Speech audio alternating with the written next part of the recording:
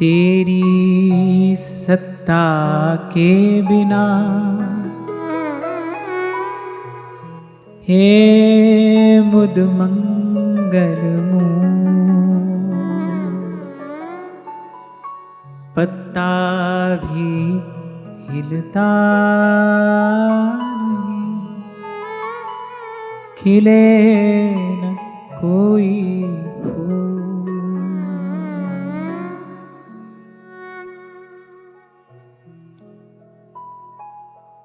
एक भगवत प्राप्त महापुरुष की वाणी है, उनका ये अनुभव है कि तेरी सत्ता के बिना हे मुद मंगल मूल, पत्ता भी हिलता नहीं, खिले न कोई फूल।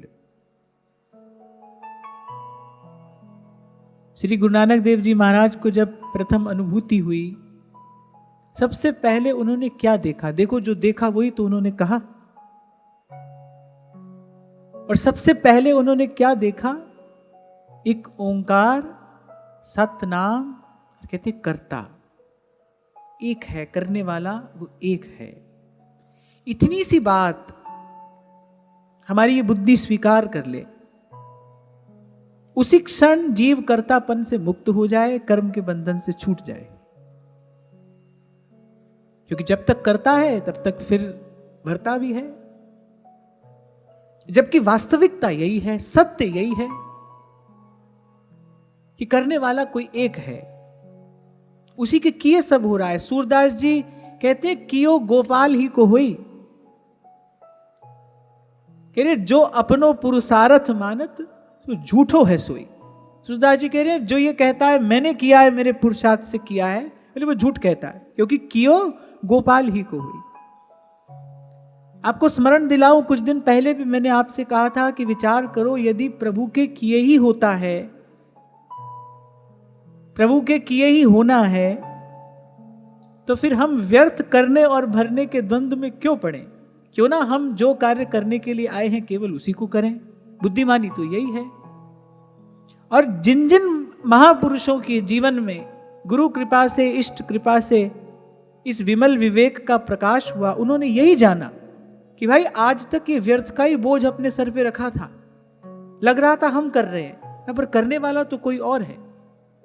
तभी तो महापुरुष कह रहे हैं कि अरे भाई तेरे मन कुछ और है, और जो करने वाला है कर्ता के कुछ और, उसके मन में कुछ और है।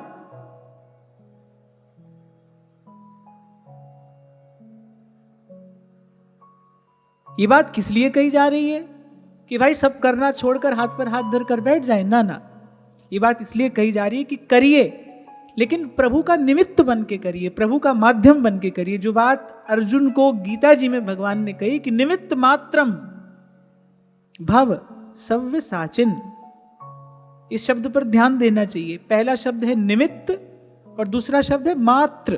बोले बस तू केवल निमित्त मात्र हो जा, इसके अतिरिक्त और कुछ नहीं, मेरे कार्य में तू निमित्त हो जा। अब कोई प्रश्न कर सकता है कि फिर तो जो भला होगा वो भी प्रभु कराएंगे, जो बुरा होगा वो भी प्रभु कराएंगे। यदि आप ईमानदार हैं फिर आपको चिंता करने की आवश्यकता नहीं है। जब प्रभु ही कराएंगे तो फिर क्या भला है और क्या बुरा है? जब प्रभु ही कराने वाले हैं फिर क्या भला है और क्या बुरा है? प्रभु कराने वाले थे तो प्रभु ने कहा कि अर्जुन से जा, तुझे लड़ना होगा। अर्जुन ने कहा ये मेरे सगे संबंधी है। भगवान ने कहा मेरी आज्ञा है, मेरी इच्छा है, लड़ना होगा। महाराज युधिष्ठिर से कहा आप कह दीजिए अश्वत्थामा मारा गया। कह रहे मैं झूठ नहीं बोलूंगा। भगवान कह रहे हम कह रहे हैं आप कह दीजिए। इन्होंने कह दिया। पर जीव चतुराई कहां करता है, और चतुराई नहीं जीव कुटिलाई कहां करता है? जब भला होता है तो उसका यश लेता है, जब उसकी कीर्ति होती है तो उस मान प्रतिष्ठा का वो आस्वादन करता है। और जब कुछ अनुचित होता है, जब कुछ प्रतिकूल होता है, तब तुलसी बाबा कहते हैं काल ही कर्म ही ईश्वर ही मिथ्या दोष लगाए। तब या तो काल को दोष लगाता है या कर्म को या ईश्वर को मिथ्या दोष लगाता है। आपको कभी मैंने कहा था ध्यान रखना, अगर आप मुक्त होंगे तो भले बुरे दोनों से मुक्त होंगे, एक से मुक्त होने की कोई युक्ति नहीं है। आप सोचेंगे भाई बुरा बुरा छूट जाए, ना ना, छूटेगा तो भला बुरा दोनों छूटेगा। हाँ, पर एक बात है, पहले भले से बुरा छूटेगा, फिर बाद में भला भी छूट जाएगा। पहले शुभ से अशुभ जाएगा, फिर शुभ भी छूट जाएगा। ये युक्ति है, ये क्रम है, पर छूटेगा दोनों ही। यहां अर्जुन को आज इसी बात का तो अनुभव हो रहा है। अर्जुन को एक एक करके वो सब घटनाएं स्मरण हो रही हैं कि कैसे प्रभु मेरे अंग संग थे। अर्जुन बता रहे हैं अपने मुख से, कैसे मैं अपने ही मुख से अपनी प्रशंसा उनके सामने कर दिया करता था कि देखो मैंने कितना बड़ा पराक्रम किया है, देखो मैंने कितना बड़ा पुरुषार्थ किया है। पर आज मुझे इस बात का अनुभव हो रहा है कि भाई वो तो सब श्री कृष्ण की कृपा से हो रहा था। सोहम नृपेन्द्र रहितः पुरुषोत्तमेन सख्या प्रियेण सुहृदा हृदयेन शून्यः अध्वन्युरुक्रम परिग्रहमङ्गरक्षन् गोपैरसद्भिर्बलेव विनिर्जितोऽस्मि। क्योंकि आज बड़ी विचित्र घटना घट गई अर्जुन के साथ। द्वारिका में जो कुछ अवशिष्ट परिकर मंडल श्री कृष्ण का रह गया था, भगवान ने अर्जुन से कहा कि इनको सुरक्षित हस्तिनापुर ले जाओ। ये मेरा कुछ परिकर है, इनको सुरक्षित हस्तिनापुर ले जाओ। और अर्जुन महाराज युधिष्ठिर से कहते कहते रो पड़े, कह रहे वो मेरे मित्र, मेरे प्राण सखा। अरे नाना, वो तो मेरा हृदय ही थे, मैं तो अपने हृदय से ही वंचित हो गया, हृदय रहित हो गया हूं आज मैं। ऐसी घटना घट गई आज मेरे साथ जिससे मैं हतप्रभ हूं। अरे मैं वही अर्जुन हूं जिसने अपने पराक्रम से देवताओं को आश्चर्य में डाल दिया था। कौरवों की उस दुस्तर सेना को मैं अकेला पार कर गया था, मैं वही अर्जुन हूं। और आज जब मैं द्वारिका से श्री कृष्ण के कुछ परिकर के साथ आ रहा था, श्री कृष्ण की आज्ञा थी कि इनको सुरक्षित हस्तिनापुर पहुंचा देना। कह रहे मार्ग में कुछ दुष्ट लोगों ने एक अबला स्त्री की भांति मुझे लूट लिया। अर्जुन अपने मुख से यही शब्द कह रहे हैं, अपने लिए इसी शब्द का प्रयोग अर्जुन ने किया है। गोपैरसद्भिर्बलेव विनिर्जितोऽस्मि। एक अबला स्त्री की भांति उन्होंने मुझे लूट लिया। अब भाई बुद्धि कैसे विचार करे इसका? वही अर्जुन, वो गांडीवधारी अर्जुन जिसने महादेव को भी एक प्रकार से युद्ध में प्रतिस्पर्धा दे दी, वो अर्जुन। और कह रहे एक अबला स्त्री की भांति कुछ भीलों ने लूट लिया मुझे मार्ग में। जो भगवान ने मुझे कार्य दिया, भगवान ने जो मुझे एक आज्ञा दी थी, पहले मैं उसका पालन नहीं कर पाया। आज अर्जुन को इस बात का बड़ा पश्चाताप हो रहा है कि मैं तो व्यर्थ ही अपने आप को करता समझ रहा था। मैं समझ रहा था मैं कर रहा हूं, अरे करने वाला तो कोई और था। तभी महादेव हंसते हुए ये बात कहते हैं, उमादारु जोशित की नाई, सब ही नचावत राम गुसाई, सब ही नचावत राम गुसाई। दारू जोशित की नाई, लकड़ी की कठपुतली की तरह नचाने वाला नचा रहा है सबको। और जब महादेव सब कह रहे हैं ना, सब में सब आ गए, हम आप भी आ गए। देवता, दैत्य, गंधर्व, नाग, किन्नर, यक्ष, कहने वाला भी आता है, जो कह रहा है वो भी आ गया इसमें, सब आ गए इसमें। कह रहे सब ही नचावत राम गुसाई, उमा दारू जोशित की नाई। तभी तो एक प्रसंग में ठहाका मारकर हंसते हैं जब दशा देखते हैं ना संसार के मनुष्यों की, कि देखो कैसे ये मूर्खों की भांति परस्पर में एक दूसरे के बैरी, एक दूसरे के विरोधी हो रहे हैं। कोई अपने आप को श्रेष्ठ, कोई अपने आप को राजा, कोई अपने आप को बड़ा गुणवान समझ रहा है। महादेव हंसते हैं, बोले बिहसी महेश तब, ज्ञानी मूढ़ न को, जी जस जग रघुपति करही, सोती ही छीन तस हो। बोले करने वाला जिसको जैसा कर देता है वो वैसा हो जाता है। जी जस जग रघुपति करही, सोती ही छीन तस होए। कहने का तात्पर्य ये है, यहाँ ये संकेत आपको मुझे प्राप्त हो रहा है कि मैं करता हूं, मैंने किया, मैं करूंगा, ये जो व्यर्थ का बोझ अपने सर पर रखा है ना, इसको एक ओर रखिए, प्रभु की ओर देखिए, प्रभु की सामर्थ्य का विचार करिए, अपने आप को ईमानदारी से प्रभु के चरणों में समर्पित करिए, कहिए प्रभु से, प्रभु मुझे अपने कार्य में निमित्त बनाइए। आपके जीवन की गुणवत्ता बढ़ेगी, जिसको आप क्वालिटी ऑफ लाइफ कहते हैं ना, आपके जीवन की गुणवत्ता बढ़ेगी जब आप सही प्रकार से जीवन जिएंगे। अभी तो बड़ी भूल हो रही है। कभी आपसे पूछा था मैंने, क्या कोई ऐसा है जिसने जीवन में कभी दुख पाने का प्रयास किया हो? कोई नहीं है। और क्या कोई ऐसा है जिसने कभी जीवन में दुख ना पाया हो? ऐसा भी कोई नहीं है। कहां से आया? क्योंकि देने वाला तो वही दे रहा है ना, जो जस कर रही सो तस फल चाखा। वो तो अन्याय नहीं कर रहा है। हमने दुख पाने का प्रयास किया नहीं। दुख आया कहां से? क्योंकि करने में भूल हुई। करने की उस भूल को सुधारिए। करना नहीं छोड़ना है, करने में जो भूल हो रही है उस भूल को सुधारना है। ईमानदारी से ये सब भाव एक और रख के प्रभु के चरणों में रखिए। अपने जीवन का पुष्प चढ़ाइए अपने आप को। इसे ही कहते हैं अपने आप को चढ़ाना, इसे ही कहते हैं आत्मनिवेदन। यही ले जाती है भक्ति। प्रभु के चरणों में अपने आप को चढ़ाइए। एक ही प्रार्थना प्रभु से दिन रात करिए, प्रभु मुझे अपने कार्य में आप निमित्त बनाइए। प्रभु योग्य बनाएंगे, प्रकृति आपको योग्य बना देगी। आपके जीवन का भीतर बाहर रूपांतरण हो जाएगा, ट्रांसफॉर्मेशन। आप कुछ और हो जाएंगे। आपका गुण, आपकी योग्यता, आपकी पात्रता, आपका व्यक्तित्व सब निखर जाएगा, सब संवर जाएगा। एक ही भाव अपने जीवन में लाइए। क्यों? क्योंकि यही इस अस्तित्व का एकमात्र सत्य है। इसी कारण जीव बार बार द्वंद्व में पड़ता है कि उसको लगता है मैं करता हूं। अब करने के समय तो भाई कभी भला करता है, कभी बुरा करता है। विचार करो, माता कुंती ने बिना देखे आज्ञा दे दी।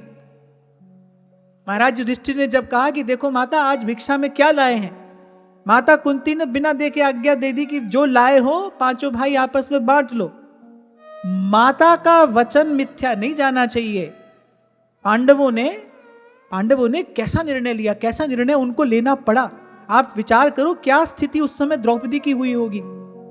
अगर श्री कृष्ण न होते तो कौन समाधान करता? कैसी कैसी परिस्थिति में पड़ गए। लेकिन माता का वचन मिथ्या करना उन्होंने स्वीकार नहीं किया। धर्म के ऐसे महान ज्ञाता, पग पग पर धर्म का रक्षण करने वाले, धर्म के आचरण से धर्म की रक्षा करने वाले, वही महाराज युधिष्ठिर भगवान को बताए बिना द्यूत खेलने चल पड़े। हो गई ना भूल। तो करने वाला तो भाई भला भी करेगा, बुरा भी करेगा। उससे तो ठीक भी होगा, उससे तो गलत भी होगा। और जब तक ठीक गलत होता रहेगा, जब तक भला बुरा होता रहेगा, तब तक शुभ अशुभ परिणाम आते रहेंगे, तब तक जीवन में सुख दुख आता रहेगा, तब तक जीव इसी द्वंद्व में झूलता रहेगा। भाई प्रभु के चरणों में मन लगेगा कैसे? ये जो छोटी सी बात है ना, ये बहुत विचार करने की बात है। ये जो अर्जुन कह रहे हैं, क्यों कह रहे हैं?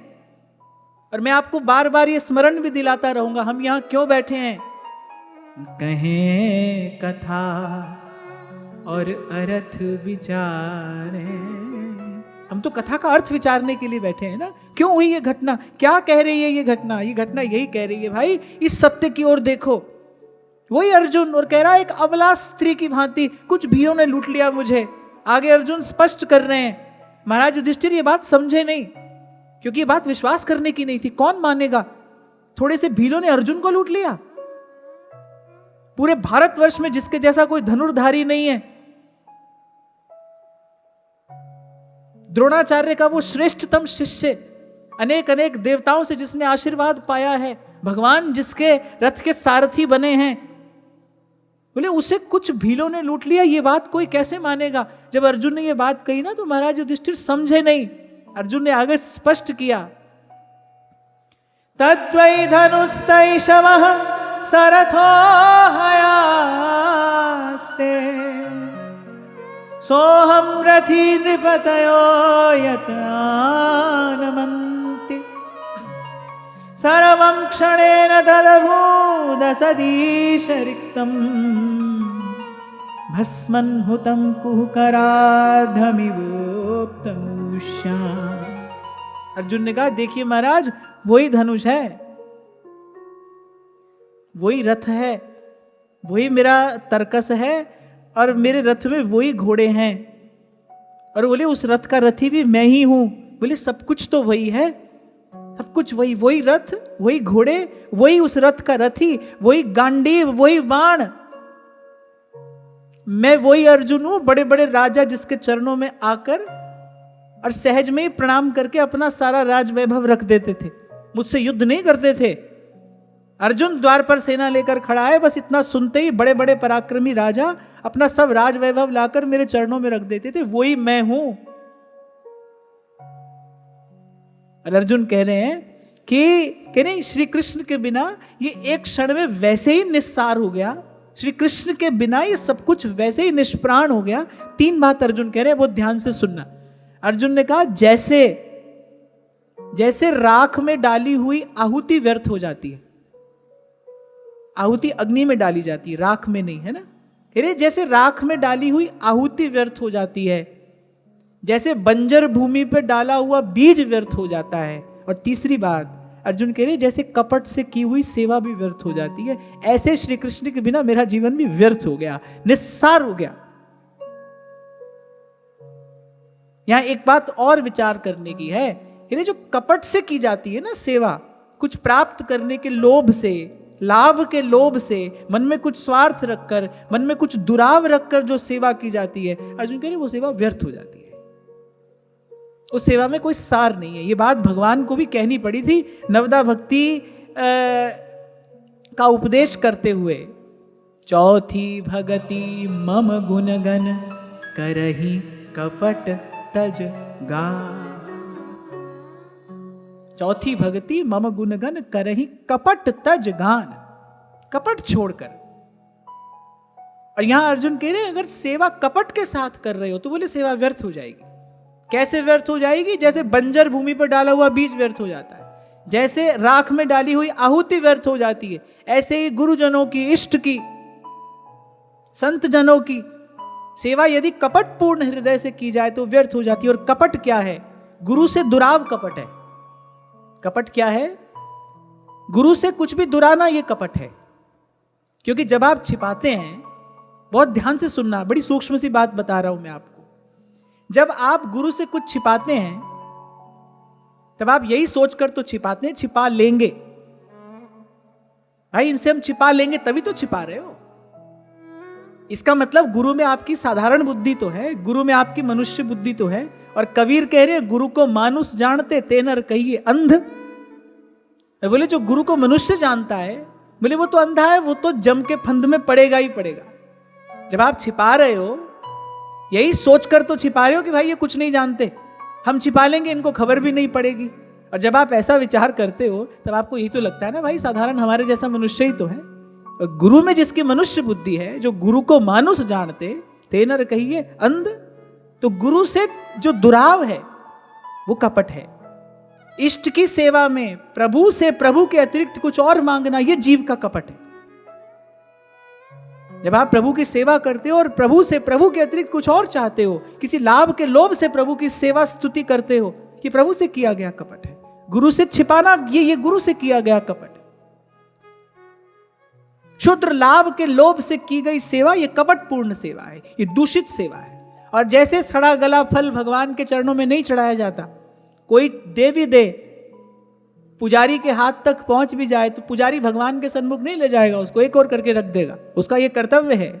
ऐसे ही दूषित भाव भगवान के चरणों तक नहीं जाता।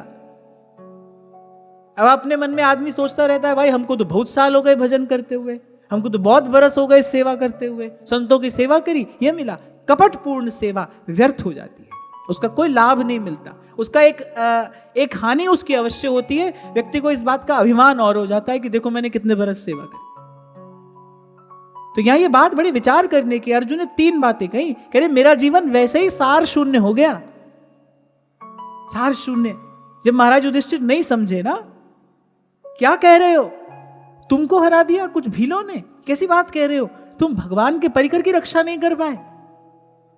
अर्जुन ने कहा हाँ महाराज, मैं ही अर्जुन, मेरा वही रथ, वही घोड़े, वही धनुष, वही बाण, वही सब कुछ। क्या नहीं था? आज बस मेरे साथ में कृष्ण नहीं थे, बाकी तो सब कुछ था, कृष्ण नहीं थे। और मैं पराजित होकर लौटा हूं, आप जब से मैं आया हूं आप मुझसे पूछ रहे हैं ना तुम्हारा मुख श्रीहीन क्यों है? फिर मैं पराजित होकर लौटा हूं।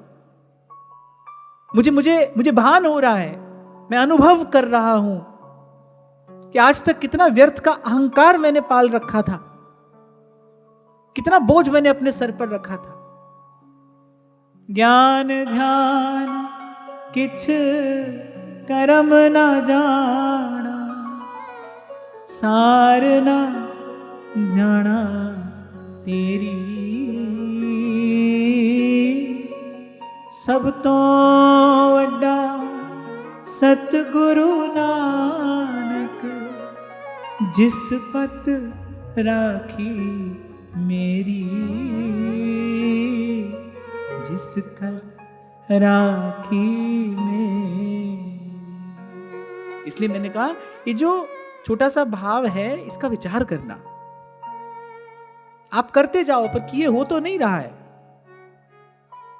आप सब करते हो, कुछ नहीं होता है। वो कुछ नहीं करता है, सब होता है। वो कुछ करता दिखाई नहीं पड़ता है पर सब होता है। उसकी इच्छा से होता है, उसकी सत्ता से होता है।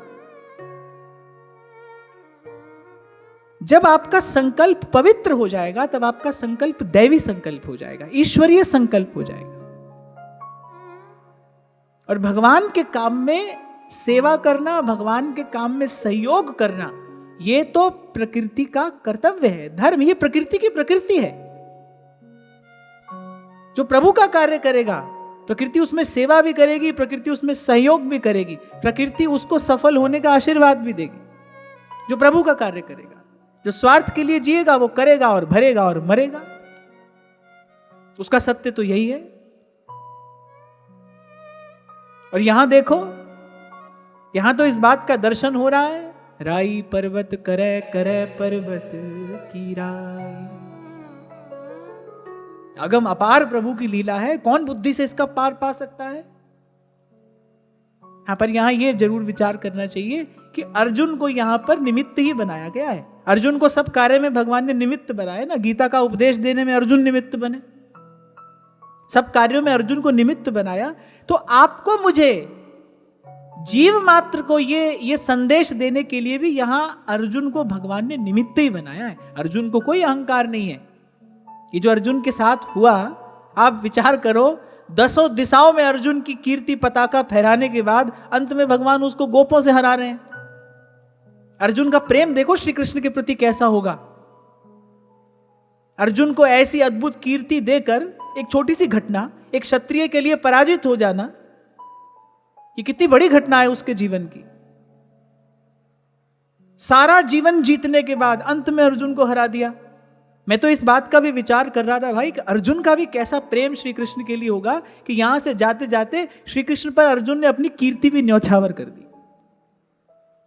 यहां मुझे केवल श्री कृष्ण के प्रताप का ही नहीं, यहां मुझे अर्जुन की भक्ति का भी दर्शन हो रहा है। अर्जुन ऐसे पात्र हैं, भगवान ने यह कार्य करने के लिए अर्जुन को ही चुना। क्यों अर्जुन को कहा ले जाओ मेरे परिकर को सुरक्षित? वो तो जानते थे मार्ग में क्या होने वाला है। अर्जुन को अपनी कीर्ति छोड़नी पड़ी। कौरवों की दुस्तर सेना को पराजित करने वाला मुट्ठी भर भीलों से हार रहा है तो उसकी कीर्ति धूमिल हो रही है ना। अर्जुन को अपनी कीर्ति छोड़नी पड़ी। फिर अर्जुन श्री कृष्ण पर अपनी कीर्ति न्यौछावर कर रहे हैं। यहां एक एक पात्र के हृदय का जो भाव है उसको समझना आवश्यक है, उसको समझना आवश्यक है।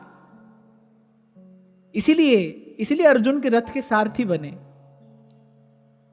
न धर्म के बस होकर और न किसी नियम और सिद्धांत के बस होकर श्री कृष्ण सारथी बने। प्रेम के बस अर्जुन रथ क्यों, प्रेम के बस अर्जुन रथ क्यों, भूल गए ठकुराई सबसे ऊंची प्रेम सगाई, सबसे ऊंची प्रेम सगा।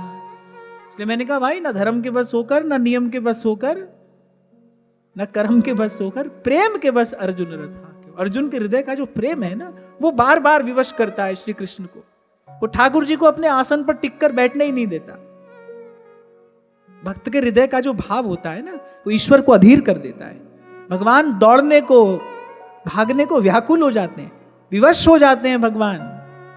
इसीलिए कहने वाले ने कहा है, प्रबल प्रेम के पाले पड़कर प्रभु को नियम बदलते देखा। भगवान बैठ नहीं सकते अपने आसन पर टिक कर।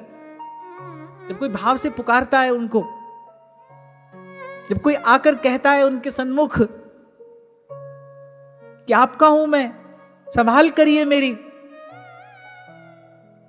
बैठे रहे, सब लीला देख रहे थे कि उन धूर्तों की सभा में क्या हो रहा है।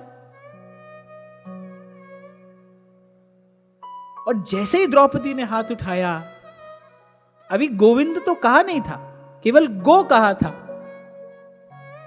और वहां महारानी रुक्मिणी द्वारिका के महल में स्वर्ण का थाल हाथ में लेकर द्वारिकाधीश के मुख में ग्रास देने वाली है। उनके हाथ में ग्रास रह गया, नंगे पांव दौड़ पड़े प्रभु।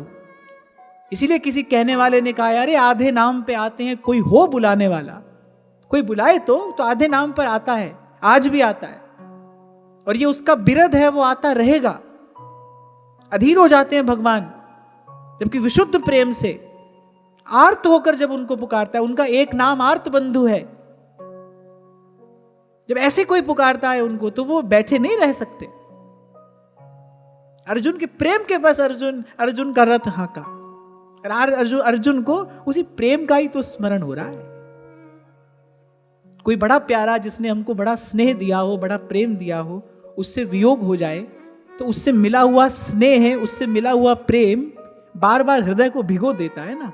हृदय भी भीग जाता है, आंख भी भीग जाती है, उसका स्मरण करके। उससे मिला हुआ जो स्नेह है वो हृदय को विचलित करता है ना बार बार। जब कोई प्रियजन चला जाता है, जब उससे वियोग हो जाता है, तो उससे मिला हुआ स्नेह ही तो याद आता है, वही तो हृदय को व्याकुल करता है। अब जिसने जीवन भर कष्ट दिया वो चला जाए तो बड़ी प्रसन्नता होती है। अर्जुन को जो श्री कृष्ण से प्रेम मिला है, स्नेह मिला है, अर्जुन धीरज धर नहीं पा रहे। पर यहां मुझे अर्जुन की अद्भुत भक्ति का दर्शन हो रहा है। अर्जुन ने श्री कृष्ण पर अपनी कीर्ति भी न्यौछावर की। अर्जुन ने कहा, बनाइए मुझे इस कार्य में निमित्त, मेरे माध्यम से बताइए सारे संसार को, कोई भूल ना करे स्वयं को कर्ता समझने की। सत्य कहा है, उमा दारु जोशित की नाई, सब ही न चावत राम गुसाई। अब कोई कर्म योगी मेरी बात सुनेगा तो कहेगा, अरे ऐसे ईश्वर का विश्वास करके बैठे रहने से कुछ हो जाता है। अरे भाई, बैठकर तो देखो, बैठकर तो देखो। किसी के जीवन में हुआ होगा तो उसने कहा ना, पतवार के बिना ही मेरी नाव चल रही है, हैरान है जमाना, मंजिल भी मिल रही है। और भाई इसका तो प्रत्यक्ष प्रमाण मैं हूं आपके साथ। मैं दोनों हाथ उठाकर इस बात की घोषणा करता हूं, मैंने जीवन में कुछ नहीं किया, पर मेरे कृष्ण की कृपा से सब हुआ। जो मैंने सोचा वो भी हुआ, जो नहीं सोचा वो भी हुआ। इस बात का तो मैं प्रमाण हूं।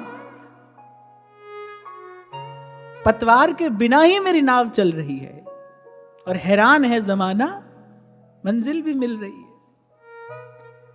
अब तो भाई वृंदावन धाम ने आश्रय दे दिया। जब यत्र तत्र जाना होता था, देश भर में हम घूमते थे, तो लोग ये बात पूछते थे, अरे कुछ लेते नहीं, ये सब कैसे चलता है? किसी ना किसी प्रकार प्रत्यक्ष परोक्ष रूप से मेरे पास भी कोई आता था ना, तो ये बात पूछ ही लेता था किसी भी प्रकार से, भाई कैसे होता है, फिर ये सब कैसे चल रहा है, ये कार्य कौन कर रहा है? तभी मैंने कहा, भाई एक बार बैठकर देखो, हां, पर उसका भरोसा हो, ईमानदारी।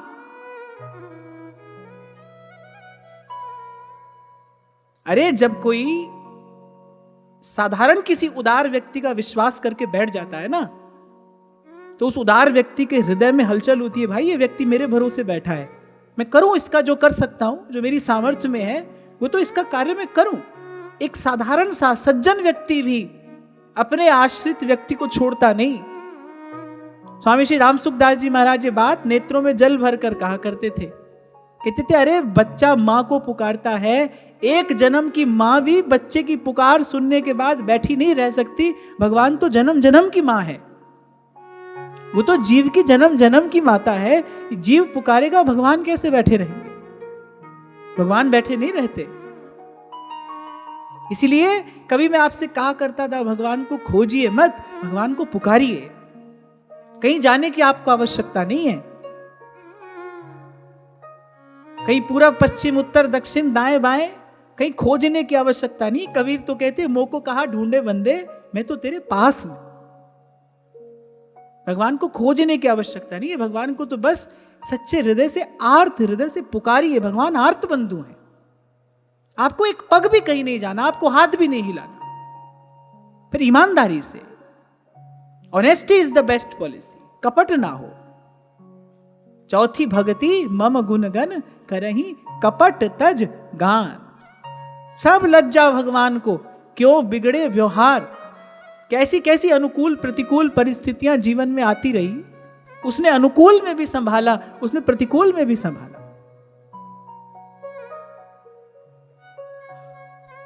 उसने सुख में भी थामा, उसने दुख में भी आधार दिया, छोड़ा नहीं। जब पहली बार मैंने ये वाक्य पढ़ा था ना, तो बहुत दिन तक ये शब्द गूंजते रहे थे कान में। श्री स्वामी जी महाराज ने अपने किसी प्रवचन में ये बात कही थी।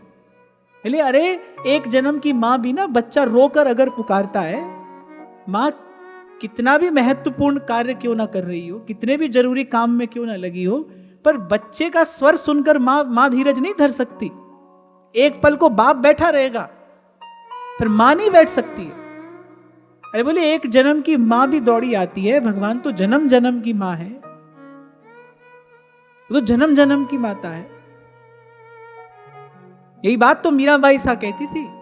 जब मां ने कहा कि पति रक्षा करेगा, तो मीरा ने कहा, अगर एक जन्म का पति रक्षा करता है, फिर गिरधर गोपाल तो मेरा जन्म जन्म का भरतार है।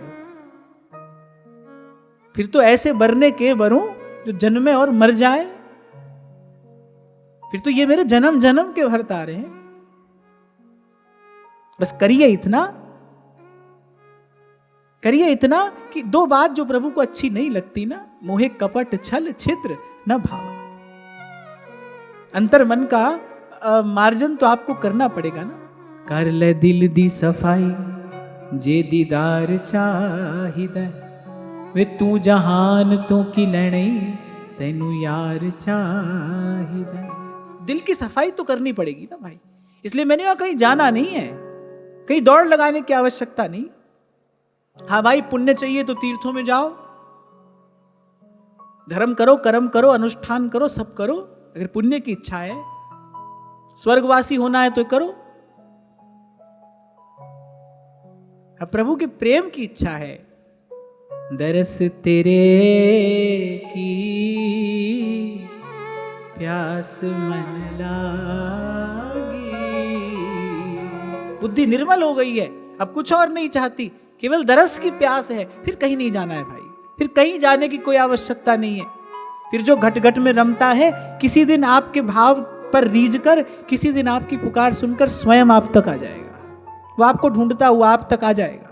ढूंढते हुए गए ना भगवान, शबरी शबरी करते हुए पहुंचे, है तो अंतर्यामी।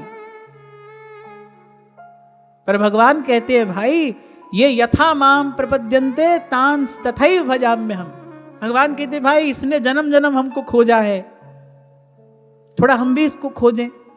केवल भक्त के भजन के भाव का उत्तर देने के लिए भगवान खोजते हैं तो अंतर्यामी। पर फिर भी खोजते खोजते आए, यहां देखा वहां देखा, इधर पुकारा उधर पुकारा। मार्ग में जो ऋषि मुनि मिले उनसे पूछा कहां रहती है शबरी, खोजते खोजते आए। ऐसे किसी के भाव पर रीझ कर खोजते खोजते प्रभु पहुंचते हैं। बस भीतर दरस की वो प्यास हो। और पहले भी कभी कहा था मैंने आपसे, ये जो दरस की प्यास है ना, अगली पंक्ति जो है वो ध्यान देने की है। सहज आनंद बसे बैरागी, दरस तेरे की प्यास मन लागी, दरस तेरे की प्यास मन लागी। नानक की अरदास सुनी जय, नानक की अरदास सुनी जय, नानक की अरदास सुनी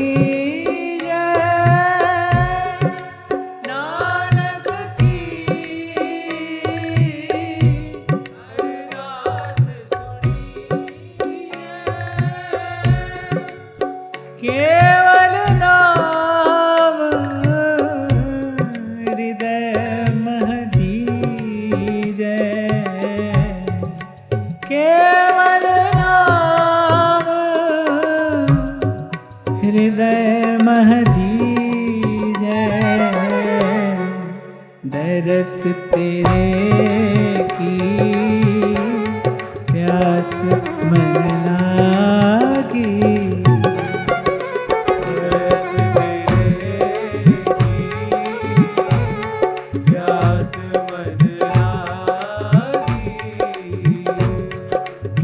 सहज आनंद बसे बैरागी, सहज आनंद बसे बैरागी, दरस तेरे की प्यास